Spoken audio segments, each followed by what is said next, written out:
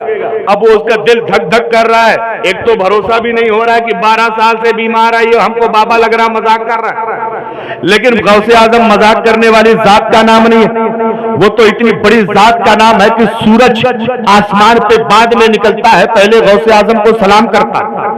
चांद आसमान पे बाद में निकलता है, पहले गौसे आजम को सलाम करता है। सुबह बाद में होती है, पहले गौसे आजम को सलाम करते। इतने पावरफुल है, लेकिन वो बंदा जानता नहीं, वो तो समझ रहा है कि बाबा मजाक कर रहे हैं। गौसे आजम ने कहा 12 घंटा छोड़, 12 मिनट नहीं लगे। कहने लगा हजरत करम कर दे मेरे ऊपर, आप कह रहे 12 मिनट नहीं लगेगा। माँ 12 साल से बीमार है, आप कह रहे 12 मिनट नहीं लगेगा। गौसे आजम कह रहे 12 मिनट छोड़, 12 सेकेंड नहीं लगेगा। क्या कहने हैं बाबा। पीछे वालों अगर दिल करे तो तुम भी कह दो सुभान अल्लाह। ये कुर्सी मिल गई है, चेयरमैनी नहीं मिली है, ये भाड़े वाली है। मिकाइल भाई अभी ले लेंगे, सुबह पहुंचा देंगे। हाँ गलत कह रहा हूँ? अरे ये कुर्सी भाड़े वाली तो है कि नहीं? हम तो कुर्सी वाले नहीं, आयतन कुर्सी वाले लोग हैं। हम तो दिन के उजाले में भी उसी तरह ख्वाजा से प्यार करते हैं जिस तरह रात के अंधेरे में करने के लिए बैठे। और अल्लाह की कसम खा के कहता हूं, हम वलियों को मानते हैं तो वो हमें देते हैं कि नहीं देते? जिसका अकीदा है अल्लाह के वली देते हैं। जरा जोर से कह दे सुभान अल्लाह। आओ थोड़ी सी तवज्जो करना मेरे भाइयों। आए हो नबी की मिलाद में, गौसे आजम के जलसे में। गौसे आजम फरमाते मिनट भी छोड़, 12 सेकंड नहीं लगेगा। अब कहने लगा हजरत सेकंड से नीचे कुछ होता ही नहीं, जल्दी बताओ करना क्या है? अल्लाह अल्लाह। अब तो सेकंड से नीचे कुछ है ही नहीं, क्या करना है? कोई टैबलेट, कोई कैप्सूल, कोई अगरबत्ती, कोई मोमबत्ती, कोई गंडा, कोई तावीज, कुछ तो है। कोई जाफरान, कोई मुश्क, कोई अंबर, कोई इतर, कुछ तो है। गौसे आजम फरमाते न अगरबत्ती है, न मोमबत्ती है, न चिराग है, न चिल्ला है, न कुछ गंडा है, कुछ नहीं। बोले फिर करना क्या है? कोई कैप्सूल खिलाना है, कोई ड्रॉप खिलाना है, कोई टेबलेट खिलाना है, कोई इंजेक्शन लगाना है। गौसे आजम कहते कुछ नहीं। कहने लगा हजरत कुछ तो? बोले कुछ नहीं। बोले फिर ठीक कैसे होगी? अब अगला जुमला सुन के तुम्हारा पूरे मजमे से कोई एक बंदा अगर नारा याद हो तो लगाना, अगर तुम्हें गौसे आजम का पावर समझ में आ जाए। अब गौसे आजम फरमाते जल्दी से उठ जा, उठ के अपने माँ के पास चला जा, माँ को उठा के बैठा लेना और माँ के कान में बस इतना कहना, जल्दी से भाग जा, मुझे गौसे आजम ने भेजा है, जल्दी से भाग जा, मुझे अब्दुल कादिर ने भेजा है। अब ये बंदा दौड़ता हुआ माँ के पास पहुंचा, माँ को उठा के बैठाया। बैठाने के बाद कहने लगा अम्मा तुम्हारे ठीक होने के दिन आ गए हैं, तुम्हारी बीमारियों का जमाना खत्म होने वाला है। माँ कहने लगी बेटा ला कौन सी दवा खाना है, कौन सा इंजेक्शन लगवाना है, कौन सा कैप्सूल खाना है? कहने लगा अम्मा ना कैप्सूल है, ना गंडा है, ना तावीज है, ना दवा है, ना सिरप है, ना माजून है, फिर क्या कहना है?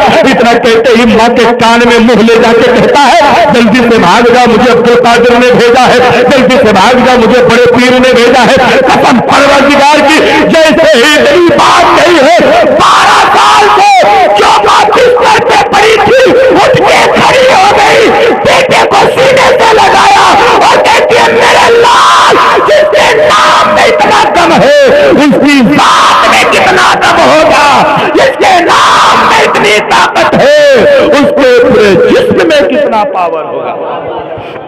नारे तकबीर, नारे रिसालत, शगे आला हज़रत, करामाते गौसे आज़म, सरज़मीने हर सिंपुर। क्या कहने माँ बाप। माँ ठीक हो गई, चलने लगी, खाने लगी, बोलने लगी।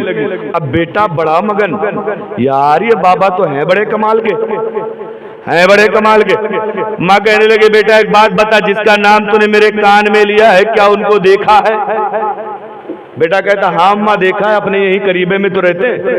बोले चलो क्या उनसे मुलाकात हो जाएगी? हाँ हो जाएगी। माँ बेटा पहुंच गए गौसे आजम के पास, दोनों कदमों में गिर गए। हुजूर जब बीमारी से शिफा दे दिया है तो दामन में जगह भी दे दीजिए, मुरीद बना लीजिए। जोर से जोर से जोर से जोर से मुरीद बना लीजिए, मुरीद बना लीजिए। गौसे आजम ने मुरीद कर लिया, मुरीद बना लिया। और मुरीद बनाने के बाद वापस चलने लगे। जब वापस चलने लगे तो औरतें थोड़ी सी खुरपेची होती है ना, थोड़ी सी फसादी होती है। वो कहने लगी बेटा जरा बाबा से पूछ बीमारी कौन सी थी? हाँ हाँ ठीक तो मैं हो गई, लेकिन जरा बाबा से पूछ बीमारी कौन सी थी। बेटा कहने लगा अम्मा इससे तुम्हें क्या लेना देना? बोले ना पूछ तो सही। बेटा चला गया गौसे आजम के पास, कहने लगा हजरत बताएं जरा, अम्मा पूछ रही बीमारी कौन सी थी? गौसे आजम फरमाते तेरी अम्मा को बीमारी थी ही नहीं। अब वो सर पकड़ के बैठ गया, हाय रे मेरे बाप, अगर बीमारी थी नहीं तो किसी डॉक्टर ने 3 महीने का, किसी ने 6 महीने का, किसी ने साल भर का कोर्स कराया किसका? इतनी दवा खिलाई डॉक्टर ने, क्योंकि घर बुरा बिल्कुल मेडिकल स्टोर बना है। ये तो बताओ फिर बीमारी नहीं थी तो क्या था? गौसे आजम फरमाते तेरी माँ के ऊपर एक जिन्नात सवार था, जिन्नात। तेरी माँ के ऊपर एक काला जिन्न था, काला जिन्न। और बेटा एक बात याद कर ले, तूने अपनी माँ के कान में मेरा नाम ले लिया है और पूरी जिंदगी में कभी तेरी माँ के करीब नहीं आएगा, नहीं आएगा। आगे फरमाते हैं, हर दिन वालों आगे का जुमला सुनो। गौसे आजम फरमाते हैं जिस घर में मेरा नाम ले लिया जाता है अल्लाह उस घर से बलाओं को दूर कर देता है, अल्लाह उस घर से मुसीबतों को दूर कर देता है। बहुत बड़ा, वाह वाह वाह वाह, सुभान अल्लाह, सुभान अल्लाह। ये शान है गौसे आजम की। जरा बताओ जो 12 साल की बीमार को खाली नाम से ठीक कर सकते हैं, उनके अंदर कमाल कितना होगा? एक चोर आया ना, उसको कहीं चोरी करने की जगह नहीं मिली तो पहुंच गया, बोला आज लाओ गौसे आजम की चादरें लेके भाग लेते हैं। अच्छा, गौसे आजम बड़े कीमती लिबास पहनते थे, बहुत अच्छा कपड़ा पहनते थे, और आलिमों को चाहिए कि कपड़े अच्छे पहने, उचक्कों की तरह नहीं। अच्छे का मतलब वो नहीं है डिजाइन तड़क धड़क वाला, टिकुली लगी होए तो लाली पाउडर लगा होए, वो नहीं। साफ सुथरे कपड़े अच्छे कि ताकि उससे उनका वकार महफूज रहे। गौसे आजम एक अच्छी चादर, यमनी चादर उसको रखते थे और रखते थे, चल ले। चोर सोचा कि लाओ यही चादरें खींच के भाग लेते ही, बाबा कहीं हमका दौड़ाए पई है थोड़ी। गौसे आजम आगे आगे, चोर पीछे पीछे। तारिफ भाई रुमाल संभाल के रखो, हरसिंहपुर वाले हैं ये। पता चले कि इधर चलने लगो तो पीछे से कहे कि लाओ हम भी कोशिश करते हैं। लेकिन आप लोग तो ऐसा नहीं करेंगे ना, मुस्कुराइए और जोर से कह दीजिए सुभान अल्लाह। इजाजत है, थोड़ी सी बात आगे बढ़ाया, खत्म कर दे। मिकाइल भाई कोई दिक्कत तो नहीं है? पैसे खत्म हो गए अभी हैं तो हमें कैसे पता चले कि हैं? तवज्जो है, सुने। इजाजत इसको इजाजत नहीं कहते, आप लोग समझ रहे हो। मौलाना इसका नाम आज से हम जान गए, हम भी कहीं जाएंगे तो कहेंगे भैया इजाजत लाओ, तो ये इजाजत नहीं है।